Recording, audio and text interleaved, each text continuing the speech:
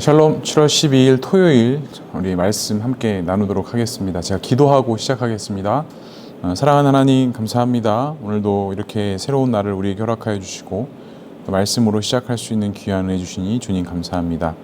오늘도 이 말씀을 나누는 가운데 주님의 은혜가 있게 하시고 주님의 섭리와 소망 속에 오늘도 믿음으로 살아가는 우리 모두가 될 수 있도록 주님 역사하여 주시옵소서.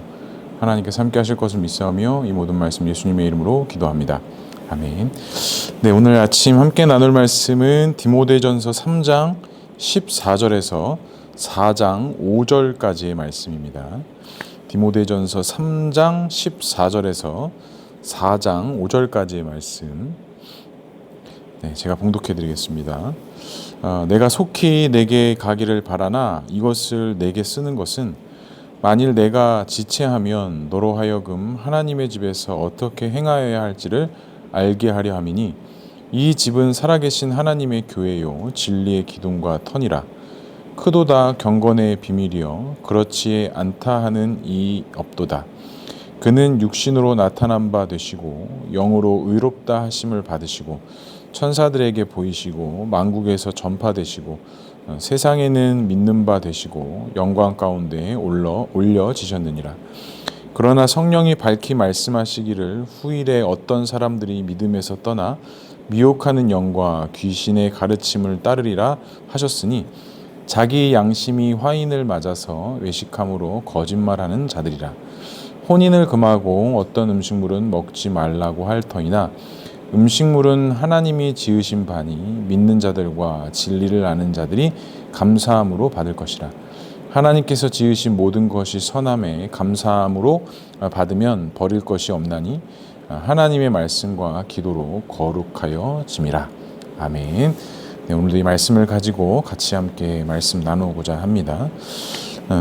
전반부의 내용은 감독과 집사, 직분자들에 대한 어떤 본질적인 요소를 다루고 있다면 이 3장 14절부터의 내용들은 보다 이제 본질적인 요소의 그 다음 단계인 현장과 실제적인 우리의 어떤 삶의 면에서 드러나야 될 그런 내용들에서 사실 담고 있어요. 그래서 성경에 보면 성경마다 그 표제가 좀 다르긴 한데 제가 가진 성경은 뭐 경건의 비밀 뭐 이렇게 표제를 삼고 있기도 합니다. 그러면 첫 번째로 살펴볼 것은 하나님의 집에서는 어떻게 해야 한다라고 말씀합니까? 15절에 이렇게 말씀합니다. 만일 내가 지체하면 너로 하여금 하나님의 집에서 어떻게 행하여야 할지를 알게 하려 함이니 이 집은 살아계신 하나님의 교회요 진리의 기둥과 터이니 라고 이렇게 말씀합니다. 그러니까 사도 바울이 디모데가 있는 에베소 교회로 빨리 가고자 했지만 어떤 상황과 역견이 되지 못해서 일단 서신서로서 지금 디모데에게 어떤 목회 서신의 비밀들을 지금 이야기하고 있는 것입니다. 이제 그중 가운데 이제 이 교회의 현장과 이제 공동체 안에서의 어떤 그런 온전한 모습들, 교회와 공동체가 가져야 될 그런 모습들에 대해서 이야기를 하는데 첫 번째 이야기하는 것은 하나님의 집이다라고 이야기해요. 그러니까 여기서 건물에 사는 사람들, 가족들, 그 구성원들을 이야기하면서 공동체와 교회는 곧 하나님의 집임을 강조합니다. 하나님의 집에서 성도는 가족이며 주 안에서 한 민족, 한 족속인 것을 분명히 기억해야 한다라는 것이에요. 그러니까 우리가 한 가족, 한 공동체라는 것은 결국엔 한 분의 하나님을 믿음으로 말미암아 우리가 그 안에서의 한 형제 자매 되고 있다라는 것을 사도 바울이 강조하고 있는 것이죠. 그러니까 디모데가 에베소 교회에서 목회하고 이런 교회를 이끌어감에 있어서 우리가 각기 다른 것에서에 있는 것이 아니라 우리는 하나님 한 분을 아버지로 모시고 있는 영적인 공동체, 한 영되는 그런 하나님의 자녀들인 것을 분명히 하나님의 집이다라는 것을 통해서 우리가 먼저 우리 마음속에 새겨야 함을 바울은 이야기하고 있습니다. 두 번째로는 살아계신 하나님의 교회이다라고 이야기해요. 보통 이 성경에서 살아계신 하나님을 지칭하는 것은 그 이방신과 비교할 때, 특별히 구약 성경에서 살아계신 하나님의 이런 표현들을 참 많이 합니다. 그러니까 이방 족속이 믿고 있었던 그 생명이 없는 우상을 따르는 그 우상들과 살아계신 역사 하나님을 비교하며 나타낼 때 살아계신 하나님이라는 표현을 해요. 근데 이 교회가 바로 살아계신 하나님의 교회라는 거예요. 그러니까 생명이 없는 것이 아니라, 죽어 있는 것이 아니라 이 안에 생명이 있어서 역동성이 있고, 어떻게 보면 그 안에 생명이 있기 때문에 그 생명으로 인하여 나타나는 수만 가지 요소들이 그 하나님의 몸된 교회 공동체 안에 있다라는 것을 분명히 밝히고 있는 것이죠. 그러니까 나는 살아서 역사하시는 하나님의 교회의 몸동체 안에 우리가 함께 부름받은 성도로서 우리가 함께 사역하고 함께 공생할 수 있어야 됨을 이야기합니다. 세 번째로 바울은 진리의 기둥과 터를 이야기합니다. 여기서 진리라는 것은 숨길 수 없다라는 뜻을 가지고 있습니다. 그러니까 이 생명의 공동체는 진리의 기둥의 터 위에 있는데, 이 안에는 그 어떠한 거짓과 부정이 있는 것이 아니라 절대적인 하나님의 진리의 말씀을 통해서 함께 세워져 가고, 함께 그것들을 나타내고 드러내며 함께 세워져 가는 그런 공동체가 바로 진리의 기둥의 터라는 거예요. 그러니까 이 진리라는 것은 기독교 안에서만 좀 적용이 되는 것으로서 이 구원의 진리, 또 하나님의 구원의 역사, 구원의 섭리, 이런 것들을 다루는 것이 바로 교회가 가지고 있는 진리이다라고 이렇게 이야기합니다. 그리고 그리스도 자체를 지칭하는 표현이기도 합니다. 진리 되신 그리스도, 진리 되신 하나님, 또 진리 되신 교회, 진리된 공동체를 이야기할 때 우리는 분명히 예수 그리스도가 그 진리의 근본이시고 표본이신 것을 분명히 알 수 있는 것이죠.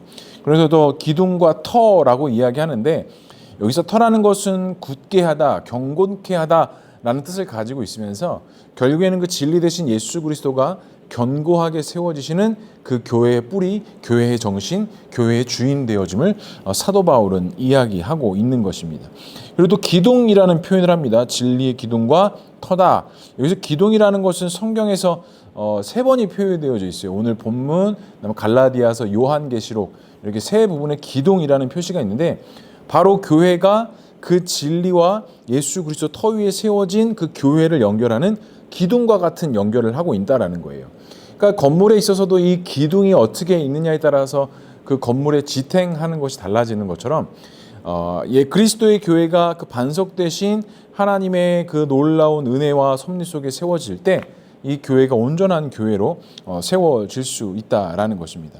그리고 오늘 또 바울은 이 거짓 교사 가르침에 받는 사람들의 특징에 대해서 이야기합니다. 그래서 4장 1절에 이렇게 말씀합니다. 그러나 성령이 밝히 말씀하기를 후일에 어떤 사람들이 믿음에서 떠나 미혹하는 영과 귀신의 가르침을 따르리라 하셨으니 라고 이렇게 해요. 믿음에서 떠난다라고 이렇게 해요. 그러니까 거짓 교사들의 가르침을 받은 자들은 그 진리에서 믿음에서 떠날 수밖에 없다라고 말씀합니다. 여기서 믿음에서 떠난다는 것은 무엇으로부터 떨어진다라는 거예요. 그러니까 결국에는 진리의 그 말씀 안에서, 진리 안에서 세워진 그 기둥에서, 그 터 위에서 떨어져 나갈 수밖에 없다라는 게 이 거짓 교사들의 가르침 아래 우리가 영향을 받기 시작하고, 그것에 묶여 있기 시작하면 우리는 그 생명 되신 예수 그리스도께 붙어 있을 수 없다라는 사실을 꼭 기억해야 합니다. 그러니까 이 거짓 교사라는 게 단순히 어떤 이단 사상뿐만이 아니라 사실은 이 진리와 복음 안에서도 잘못된 영향력을 흘려보내고 있는 그런 영혼들이 있을 수 있다라는 거예요. 우리 교회도, 또 한국 교회도, 여러 가지 교회들도 마찬가지입니다. 말씀의 진리 위에 터 있어야 하는 게 온 교회와 성도들일 텐데, 이 교회 안에서 잘못된 흐름과 어떤 영향권들이 나가기 시작하면 하나님의 그런 어떤 잘못된 의식들, 잘못된 가르침들이 나타날 수밖에 없다라는 거예요. 그러니까 우리가 믿음에서 떠난다라는 것은 결국에는 그 말씀의 본질 대신 진리에서 떠나고, 우리가 그 진리에서 떠나면 하나님의 그 생명 되신 것에 떠날 수밖에 없다라는 것. 그러니까 우리도 역시 마찬가지입니다. 말씀의 진리 위에 선다라는 것은 하나님의 그 절대적인 가치관과 그 은혜 속에 믿음으로 세워져 가야 된다라는 것. 그러니까 교회가 진리 위에 있어야 되는데, 이 믿음이 떠난 자들, 그 다른 가르침을 받는 자들로부터 이것이 어떻게 보면 교회가 공격받을 수도 있고 교회의 어떤 중요한 부분들이 흔들릴 수도 있다라는 것.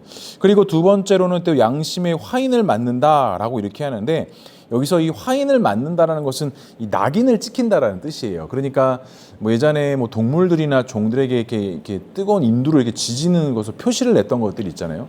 그러니까 이 믿음에서 떠난 거짓 가르침을 바른 자들은 이 양심의 화인을 맞는 것처럼 낙인을 찍힌다라고 이야기해요.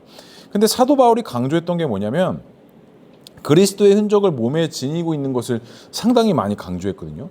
그러니까 바울의 어떤 가르침과 반대된 거짓 교사들의 어떤 이런 소유권들을 잘못 사용하고 잘못 뜻하면 우리가 주 안에 있어야 되는데 주 안에 있는 게 아니라 어떻게 보면 잘못된 흐름과 잘못된 길을 걸어갈 수 있다라는 것을 바울이 이야기합니다.